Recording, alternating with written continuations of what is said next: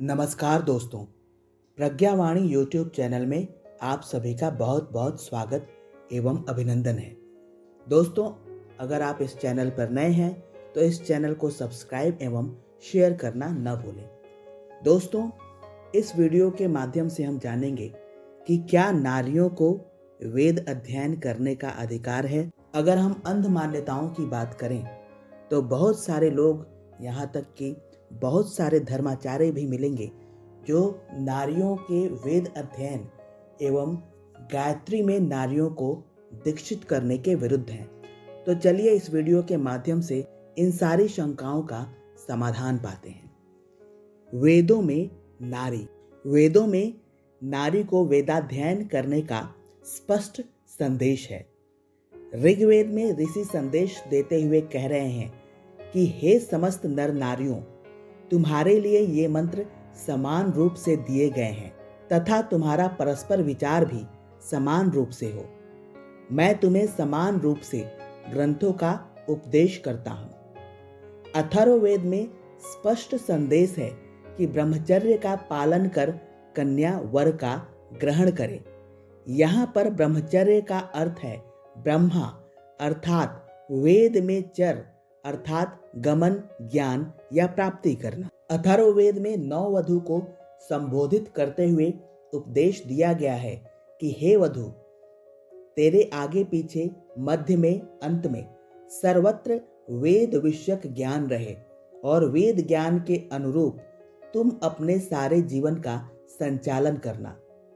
इसी प्रकार से यजुर्वेद में स्त्री को उपदेश है कि इमा ब्रह्मा पीपीही अर्थात सौभाग्य की प्राप्ति के लिए वेद मंत्रों के अमृत का बार बार अच्छी प्रकार से पान कर। ऋग्वेद में स्वामी दयानंद लिखते हैं कि जो कन्या 24 वर्ष पर्यंत ब्रह्मचर्य पूर्वक अंग उपांग सहित वेद विद्याओं को पढ़ती है, वो मनुष्य जाति को सुशोभित करने वाली होती है। यजुर्वेद के भाष्य में स्वामी दयानंद लिखते हैं कि यदि मनुष्य इस सृष्टि में ब्रह्मचर्य आदि से कुमार और कुमारियों को द्विज बनाएं तो वे शीघ्र विद्वान हो जाएं। ऋग्वेद के भाष्य में स्वामी दयानंद लिखते हैं कि जिस प्रकार वैश्य लोग धर्म धारण करके धनोपार्जन करते हैं, उसी प्रकार कन्याओं को चाहिए कि विवाह से पहले शुभ ब्रह्मचर्य व्रत धारण करके विदुषी अध्यापिकाओं को प्राप्त करके सुशिक्षा प्राप्त करें और विद्या संचय करके विवाह करें।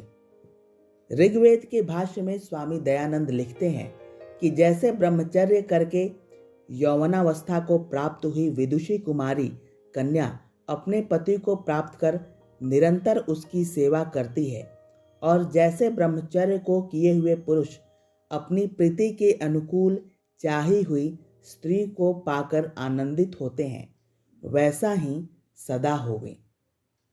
महाभारत में स्पष्ट रूप से लिखा है कि जिनका धर्म समान हो और वेद शास्त्र विषयक ज्ञान समान हो, उनमें मित्रता और विवाह आदि हो सकते हैं, बलवान और सर्वथा निर्बल व्यक्तियों में नहीं। वेदों में स्त्री को विदुषी बनने का और अपने गुण, कर्म और स्वभाव के अनुसार गुणशाली वर चुनने का श्रेष्ठतम अधिकार दिया गया है। इस प्रकार वेदों में अनेक मंत्र स्त्रियों को वेदाध्ययन की प्रेरणा देते हैं। वेदों में अनेक सूक्त हैं, जैसे ऋग्वेद आदि, जिनकी ऋषिकाएं गोधा, घोषा, विश्ववारा, अपाला, उपनिषद, निषद, रोमशा आदि हुई हैं।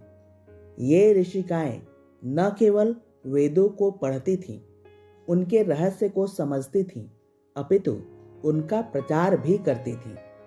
इन ऋषिकाओं की सूची बृहत देवता अध्याय में मिलती है। ऋषिकाओं को ब्रह्मवादिनी भी कहा जाता था और इनको नियम पूर्वक उपनयन, वेदाध्ययन, वेदाध्यापन का अधिकार तथा गायत्री मंत्र का उपदेश प्रदान किया जाता था। वैदिक काल में नारी को यज्ञ में भाग लेने का पूर्ण अधिकार था, जिसे मध्यकाल में वर्जित कर दिया गया था। कुछ ग्रंथों में इस बात को प्रचलित कर दिया गया कि नारी का स्थान यज्ञ वेदी से बाहर है अथवा कन्या और युवती अग्निहोत्र की होता नहीं बन सकती। वेद परम प्रमाण है, इसलिए इस शंका का समाधान भी वेद भली प्रकार से करते हैं। वेद नारी जाति को यज्ञ में भाग लेने का पूर्ण अधिकार देते हैं। ऋग्वेद में कहा गया है कि जो पति पत्नी समान मन वाले होकर यज्ञ करते हैं उन्हें अन्न, पुष्प, हिरण्य आदि की कमी नहीं रहती। ऋग्वेद में कहा गया है कि विवाह यज्ञ में वर वधु उच्चारण करते हुए एक दूसरे का हृदय स्पर्श करते हैं। ऋग्वेद में कहा गया है कि विद्वान लोग पत्नी सहित यज्ञ में बैठते हैं और नमस्करणीय, नमन करने योग्य जैसे ईश्वर, विद्वान आदि को नमस्कार करते हैं। इस प्रकार यजुर्वेद और अथर्ववेद में भी यज्ञ में नारी के भाग लेने के स्पष्ट प्रमाण हैं। नारी को यज्ञ में ब्रह्मा तक बनने का अधिकार है। यज्ञ में ब्रह्मा का पद सबसे ऊंचा होता है। ऐतरेय ब्राह्मण के अनुसार ज्ञान, कर्म और उपासना तीनों विद्याओं के प्रतिपादक वेदों के पूर्ण ज्ञान से ही मनुष्य ब्रह्मा बन सकता है। शतपथ ब्राह्मण में इसी तथ्य का समर्थन किया गया है। गोपथ ब्राह्मण के अनुसार जो सबसे अधिक वेदों का ज्ञाता हो उसे ब्रह्मा बनाना चाहिए। ऋग्वेद में नारी को कहा गया है कि स्त्री ही ब्रह्मा बभूविथ, अर्थात इस प्रकार से उचित सभ्यता के नियमों का पालन करती हुई नारी निश्चित रूप से ब्रह्मा के पद को पाने योग्य बन सकती है। मनुस्मृति में लिखा है कि धर्म को मानने की इच्छा रखने वालों के लिए वेद ही परम प्रमाण है। कुछ लोग कहते हैं कि वेदों में दहेज देने की प्रथा का विधान है, जिसके कारण नारी जाति पर अनेक अत्याचार हो रहे हैं। वेदों में पुत्री को दहेज से अलंकृत करने का संदेश दिया गया है, परंतु यहाँ पर दहेज का वास्तविक अर्थ उससे भिन्न है जैसा प्रायः प्रचलित है। अथर्ववेद के मंत्र में पिता द्वारा कन्या को स्तुति वृत्ति वाला बना देना ही पुत्री के लिए सच्चा दहेज है। यहाँ पर स्तुति वृत्ति का भाव है पुत्री सदा दूसरों के गुणों की प्रशंसा करने वाली हो, किसी के भी अवगुणों की ओर ध्यान नहीं देने वाली हो, अर्थात पर निंदा नहीं करने वाली हो एवं उसके गहने, उसकी भद्रता, उसकी शिष्टाचार हो और उसमें गुणगान करने की वृत्ति हो। यहाँ पर पुत्री को गुणों से सुशोभित करना एक पिता के लिए सच्चा दहेज देने के समान है। कालांतर में कुछ लोभी लोगों ने दहेज का अर्थ धन समझ लिया, जिसके कारण उनका लालच बढ़ता गया एवं उसका परिणाम नारी जाति पर अत्याचार के रूप में आया, जो निश्चित रूप से सभ्य समाज के माथे पर कलंक के समान। आज समाज में कन्या भ्रूण हत्या का महापाप प्रचलित हो गया है, जिसका मुख्य कारण नारी जाति का समाज में उचित सम्मान न होना, धन आदि के रूप में दहेज जैसी कुरीतियों का होना, समाज में बलात्कार जैसी घटनाओं का बढ़ना, चरित्र दोष आदि हैं, जिनसे नारी जाति की रक्षा कर पाना कठिन हो गया है। ऐसे में समाज में पुत्र की कामना अधिक बलवती हो उठी है एवं पुत्री को बोझ समझा जाने लगा। सत्य यह है कि वेदों में पत्नी को उषा के समान प्रकाशवती, वीरांगना, वीर प्रसवा, विद्यालंकृता, स्नेहमयी माँ, पतिवरा, पति का वरण करने वाली, अन्नपूर्णा, सदगृहिणी और साम्राज्ञी आदि संबोधनों से संबोधित किया गया है, जो निश्चित रूप से नारी जाति को उचित सम्मान प्रदान करते हैं। वेदों में नारी जाति की यशगाथा के लिए कुछ ऐसे वेद मंत्र हैं, जैसे मेरे पुत्र शत्रुहंता हों और पुत्री भी तेजस्विनी हो, प्रति प्रहर हमारी रक्षा करने वाले पुषा परमेश्वर हमें कन्याओं का भागी बनाए, अर्थात कन्या प्रदान करें। हमारे राष्ट्र में विजयशील सभ्य वीर युवक पैदा हों और वहां साथ ही बुद्धिमती नारियों के उत्पन्न होने की प्रार्थना है। जैसा यश कन्या में होता है वैसा यश मुझे प्राप्त हो। इस प्रकार से नारी जाति का वेदों में महिमा मंडन है। वेदों में स्पष्ट रूप से एक ही पत्नी होने का विधान बताया गया है। ऋग्वेद 10/85 को विवाह सूक्त के नाम से जाना जाता है। इस सूक्त के मंत्र में कहा गया है कि तुम दोनों इस संसार व गृहस्थ आश्रम में सुखपूर्वक निवास करो, तुम्हारा कभी परस्पर वियोग न हो और सदा प्रसन्नता पूर्वक अपने घर में रहो। यहाँ पर हर मंत्र में तुम दोनों अर्थात पति और पत्नी आया है। अगर बहुपत्नी का संदेश वेदों में होता तो तुम सब आता। ऋग्वेद में आया है कि हम दोनों वर वधु सब विद्वानों के सम्मुख घोषणा करते हैं कि हम दोनों के हृदय जल के समान शांत और परस्पर मिले हुए रहेंगे। अथर्ववेद में पति पत्नी के मुख से कहलाया गया है कि तुम मुझे अपने हृदय में बैठा लो, हम दोनों का मन एक ही हो जाए। ऋग्वेद में बहुविवाह की निंदा करते हुए वेद कहते हैं कि जिस प्रकार रथ का घोड़ा दोनों धुरियों के मध्य में दबा हुआ चलता है, वैसे ही एक समय में दो स्त्रियां करने वाला पति दबा हुआ होता है, अर्थात परतंत्र हो जाता है। इसलिए एक समय दो व अधिक पत्नियां करना उचित नहीं है। इस प्रकार वेदों में बहुविवाह के विरुद्ध स्पष्ट उपदेश हैं। वेदों की आलंकारिक भाषा को समझने में गलती करने से इस प्रकार की भ्रांति होती है। वेद बाल विवाह का समर्थन नहीं करते।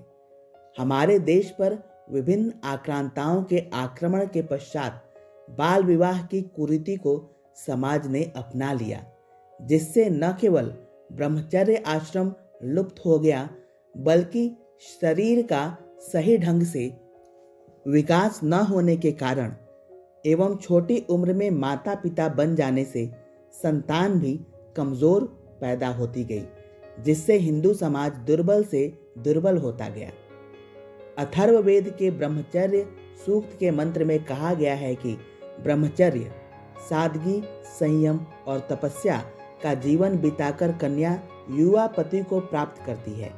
इस मंत्र में नारी को युवा पति से ही विवाह करने का प्रावधान बताया गया है, जिससे बाल विवाह करने की मनाही स्पष्ट सिद्ध होती है।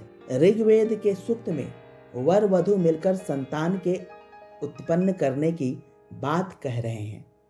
वधु वर से कह रही है कि तुम पुत्र काम हो, एवं वर वधु से कहता है कि तुम पुत्र कामा हो। अतः हम दोनों मिलकर उत्तम संतान उत्पन्न करें। पुत्र अर्थात संतान उत्पन्न करने की कामना जो युवा पुरुष और युवती नारी में ही उत्पन्न हो सकती है, छोटे छोटे बालक और बालिकाओं में नहीं हो सकती है।